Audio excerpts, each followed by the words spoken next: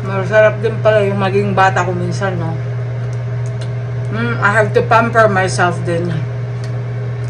Hindi lang yung pinamimigay ko, nagtsatsaga na lang ako sa soup o kaya vegetable. That's stupid, yeah.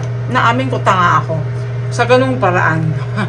Yung pamimigay ng pera, yeah, katangahan yan. Pero yung pagbibigay ng $100 dahil hindi ko pwedeng ibigay ang pagbibigay ng 100 pesos, I should say. Kasi hindi ko kaya magbigay ng $100 every day. Okay, 8,000.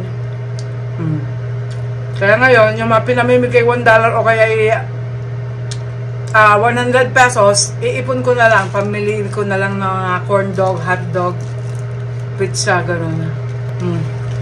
Pamimigay ko na lang yung 8,000, yung gano'n. Pipiliin ko isang tao lang. Pero nasabi ko na doon na lang sakit na bata instead pamimigay ko pa sa iba. Tapos, yung $100 naman, mamaya magbigay ako. Iniisip ko pa kang DLC, no?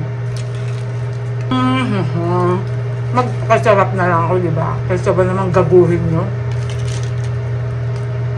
Ini-insulto nyo, namimigay na nga ako, pinaghirapan ko yan. Hindi yan yung basta-basta na lang na madali lang ipamigay. Mahirap yan, punyeta, pinaghirapan ko. Tangina nyo, pero sakripisyo yung ginagawa ko, pero hindi nyo pa ma-appreciate. Lamunin ko na lang.